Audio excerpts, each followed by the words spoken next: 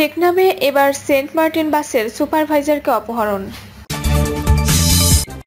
এখনো পেশি শক্তির রাজনীতি করলে আওয়ামী লীগের মতো পরিণতি হবে। জানাবো নগদ ডিস্ট্রিবিউটর অফিসের 1.25 কোটি টাকা ছিনতাই, ছুটির দিন সকালে বাইকে কেন বহন করা হয়েছিল এত টাকা।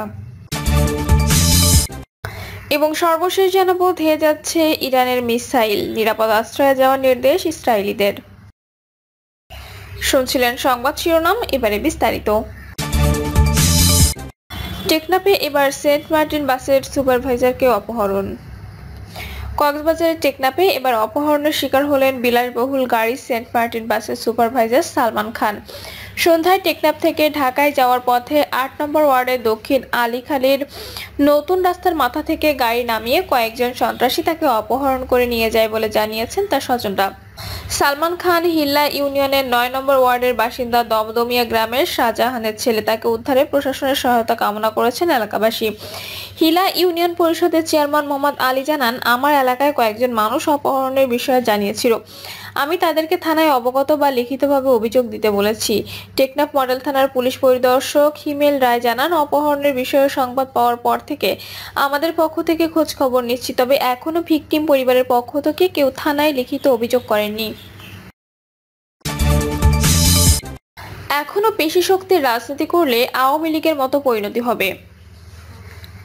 গণ অধিকার পরিষদের উচ্চতর পরিষদ সদস্য ও গণমাধ্যম সমন্বয়ক আবু হানিফ বলেছেন, বিগত স্বৈরাচারের আমলে মানুষ যখন কথা বলতে পারতো না, প্রতিবাদ করতে পারতো না, তখন হাসিনার বিরুদ্ধে লড়াই করেছি। এখন যদি কেউ মনে করে আমাদের দমাবে, তাহলে তাদের ভাবনা ভুল।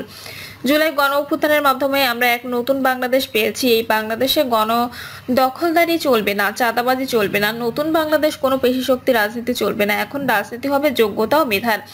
এখন রাজনীতিতে নেতৃত্ব দেবে ভালো মানুষ। আর আবু হানিফ বলেন, চাঁদাবাজি, দখলদার, দুর্নীতিবাজদের এই রাজনীতিতে ঠাঁই হবে না।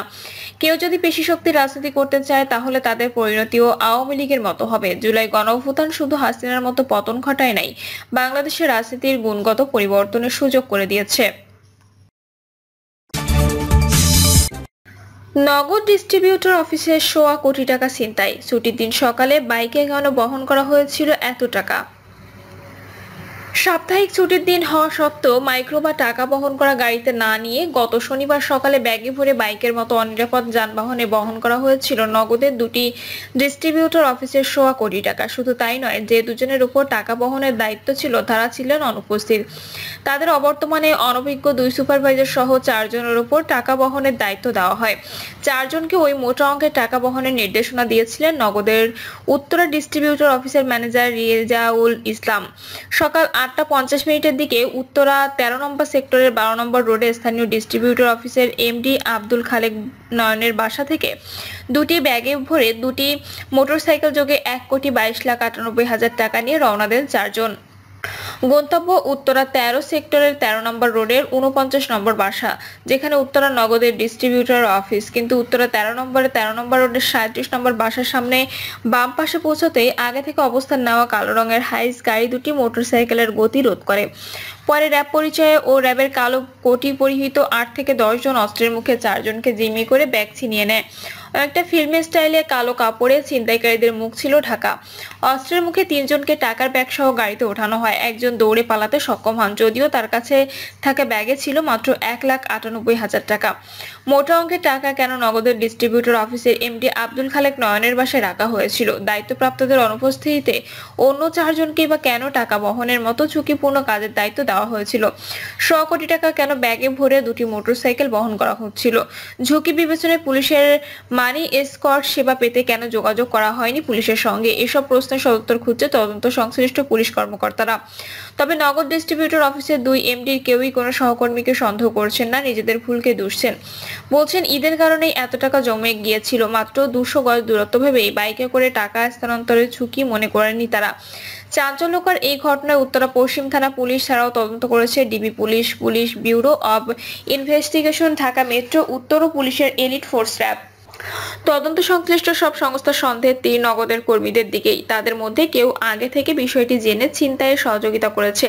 চাঞ্চল্যকর এই ছিনতাইয়ের ঘটনায় মোট 5 জনকে হেফাজতে নিয়ে জিজ্ঞাসাবাদ করেছে পুলিশ। তাদের মধ্যে জিজ্ঞাসাবাদের জন্য থানা হেফাজতে রয়েছে নগদের উত্তরা ডিস্ট্রিবিউটর অফিসের ম্যানেজার রিয়াজুল ইসলাম, সুপারভাইজার সঞ্জয় কুমার, ওমর আহমেদ ও তুরাগ অফিসের ম্যানেজার মাসুদুর রহমান। অন্যদিকে মামলার বাদী আব্দুর রহমানকে ডেকে নিয়েছে ডিবি পুলিশ। চাঞ্চল্যকর এই ঘটনায় গত 14 জুন রাতে উত্তরা পশ্চিম থানায় একটি মামলা দায়ের করা হয়। বাদী নগদের উত্তরা অফিসের money collection man Abdur Rahman. নগদের উত্তরা অফিস সূত্রে জানা গেছে, ওই দিন নগদের দুটি অফিসের টাকা ছিনতাই হয়েছে। তুরাগ ও উত্তরা ডিস্ট্রিবিউটর অফিসের টাকাগুলো ছিল ডিস্ট্রিবিউটরের অফিসের 2 এমডির একজন আব্দুল খালেক নয়নের উত্তরা 13 নম্বর সেক্টরের 12 নম্বর রোডের বাসায়। ছিনতাই হওয়া টাকার মধ্যে উত্তরা অফিসের টাকা ছিল 44 লাখ আর বাকি টাকা তুরাগ অফিসের। এসব ঈদের আগের ও ঈদের সময় ট্রানজেকশনের টাকা। বুধ ও বৃহস্পতিবার অফিস খোলা ছিল, যে সে টাকাও নয়নের বাসায় ছিল। মামলায় 1,08,11,000 টাকা ছিনতাইয়ের কথা উল্লেখ করা হলেও ছিনতাইকৃত টাকার পরিমাণ 1,21 লাখ। নগদের উত্তরা অফিসের সুপারভাইজার পদমর্যাদার এক কর্মকর্তা বলেন, উত্তরা নগদ ডিস্ট্রিবিউটর অফিসের কর্মীর সংখ্যা 27 জন। ম্যানেজার রিয়াজুল ইসলাম, তার অধীনে সুপারভাইজার 3 জন, অ্যাডমিন 1 জন, এসআর 18 জন, কালেকশন ম্যান 3 জন। ওই দিন টাকা বহনের দায়িত্বে যে 2 জন ছিলেন তারা অনুপস্থিত ছিলেন। যে 2 জনের দায়িত্বে ছিলেন তারা হলেন মোহাম্মদ আলামিন, তার বাসা দিয়াবাড়িতে, তিনি আসতে দেরি করেছিলেন। আরেকজন বিল্লাল আহমেদ ঈদের ছুটি থেকে তখনও গ্রাম থেকে ঢাকায় ফেরেননি। তাদের অবর্তমানে নগদের উত্তরা ডিস্ট্রিবিউটর অফিসের ম্যানেজার রিয়াজুল ইসলাম, সুপারভাইজার ওমর আহমেদ, মোহাম্মদ কাউসার, মানি কালেকশন ম্যান আব্দুর রহমান ও মোহাম্মদ লিয়াকতকে নির্দেশনা দেন যে টাকাটা নয়নের বাসা থেকে আনার জন্য। যদিও সুপারভাইজারদের কাজ টিম ম্যানেজ করা, টাকা বহন করা নয়। ওই দিন মোটরসাইকেলে করে ও ব্যাগে ভরে টাকাটা আনার পরে ছিনতাইয়ের ঘটনা ঘটে। ওই কর্মকর্তা জানান, সুপারভাইজার ওমর আহমেদ ছিনতাইয়ের সময় দৌড়ে পালাতে সক্ষম হয়েছিল। তার কাছে ছিল মাত্র 1,98,000 টাকা।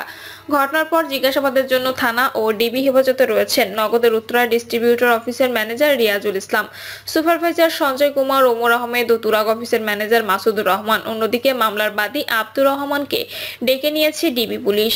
মামলার এজাহারে বাদী উল্লেখ করেন, তাকে সহ অন্য 2 জন লিয়াকত ও কাউসারকে হাইস গাড়িতে উঠিয়ে হাত ও চোখ বেঁধে মারপিট করে এবং বিভিন্ন ধরনের ভয়ভীতি দেখাতে থাকে। চিন্তার ঘটনায় 25 মিনিট পর সকাল আনুমানিক 9টা 20 মিনিটের দিকে তুরাগ থানা 17 নম্বর সেক্টরের বৃন্দাবন নামক স্থানে চোখ ও হাত বাঁধা অবস্থায় টাকা ও অফিসিয়াল 2টি অ্যান্ড্রয়েড মোবাইল ফোন ও ব্যক্তিগত মোবাইল ফোন নিয়ে 3 জনকে গাড়ি থেকে ফেলে দিয়ে চলে যায়। পরবর্তী সময়ে একে অপরের সহযোগিতায় হাত ও চোখের বাঁধন খুলে লোকজন মারফত জানা যায় টাকা নিয়ে হাইস গাড়িটি মিরপুরের দিকে চলে গেছে।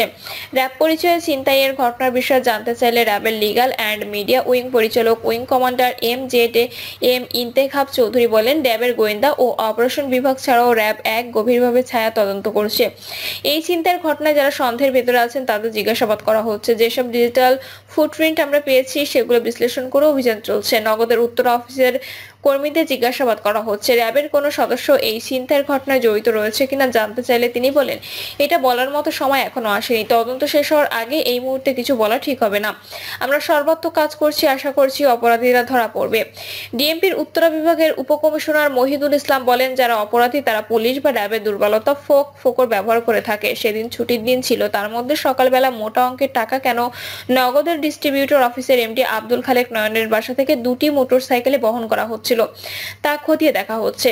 ঝুঁকি বিবেচনায় মানি এসকর্ট সেবা পেতে যোগাযোগ করা হয়নি পুলিশের সঙ্গে। এসব জানতে নগদের 4 কর্মীকে আমরা জিজ্ঞাসাবাদ করছি। তিনি বলেন, জিজ্ঞাসাবাদে আমরা জানতে পেরেছি অনেক সময় নয়নের বাসায় টাকা রাখা হতো। মোটরসাইকেলে করেও মাঝে মধ্যে টাকা বহন করতেন তারা। তবে এত টাকা নয়ন সাহেবের বাসায় আগে কখনো পাওয়া যায়নি। এত সকালে এভাবে কখনো বহনও করা হয়নি। ছিনতাইয়ের ঘটনায় 5 থেকে 6 জনকে দেখা গেছে, সবার মুখ কালো কাপড়ে বাঁধা ছিল। তুরাগ দিয়াবাড়ি হয়ে ছিনতাইকারী পালিয়েছে, আমরা তদন্ত করছি। ঘটনাটি ডিটেকশন না হওয়া পর্যন্ত অনুমান নির্ভর কোনো তথ্য দেওয়া ঠিক হবে না। Police bureau of investigation Dhaka metro উত্তরের অতিরিক্ত ডিআইজি এনায়েত হোসেন বলেন, নিয়মিত কারা টাকা আনা নেওয়া করতেন, সেদিন কেন অন্যদের দায়িত্ব দেওয়া হয়েছিল? আবার দিনের টাকা দিনেই আনা নেওয়া করা হতো, সেদিন কেন বেশ কয়েকদিনের টাকা বহন করা হচ্ছিল, তাও আবার মাইক্রোবাসে নয় মোটরসাইকেলে কেন বহন করা হচ্ছিল? এসব প্রশ্নের উত্তর খোঁজা হচ্ছে। আমরা বেশ কয়েকজনের নাম পেয়েছি যারা আগে টাকা আনা নেওয়া করতেন। পুলিশের সহযোগিতা না নিয়ে মোটা অঙ্কের টাকা মোটরসাইকেলে বহন করা সন্দেহজনক। আমাদের সন্দেহের তালিকায় 6 থেকে 7 জন রয়েছেন। ডিএমপির গোয়েন্দা বিভাগের যুগ্ম কমিশনার মোহাম্মদ নাসিরুল ইসলাম বলেন, ঘটনাটি নিবিড়ভাবে তদন্ত করা হচ্ছে। ডিবির একাধিক টিম তদন্ত তদন্তের পাশাপাশি অভিযানে আছে। থানা পুলিশের হেফাজতে থাকা 4 জনকে জিজ্ঞাসাবাদ করা হচ্ছে। নগদের ডিস্ট্রিবিউটর অফিসের এমডি আব্দুল খালেক নয়ন বলেন, আমরা দুজন ব্যবসায়িক পার্টনার, ছিনতাইকৃত টাকাগুলো আমাদেরই। ঈদের কারণে টাকাগুলো জমে গিয়েছিল। খুবই খারাপ লাগছে যে এত টাকা কখনো আমার বাসায় আগে কখনো রাখিনি, রাখা উচিত হয়নি, ভুল তো একটা হয়েই গেছে। কাউকে সন্দেহ করেন কিনা জানতে চাইলে তিনি বলেন, না, অফিসের কাউকে সন্দেহ করছি না। অফিসে টাকা আনা নেওয়া সহ সব দেখভাল করে আরেক পার্টনার তারিকুজ্জামান। আমরা বিশ্বাস করি আন্তরিকভাবে তদন্তে মনোযোগী আইন শৃঙ্খলা বাহিনী টাকাগুলো উদ্ধার সহ ছিনতাইকারীদের গ্রেপ্তারে সক্ষম হবেন। প্রিয় দর্শক, এই ছিল এখনকার সর্বশেষ সংবাদ। আপডেট সব সংবাদ পেতে চ্যানেলটি সাবস্ক্রাইব করে বেল আইকনটি ক্লিক করে রাখুন।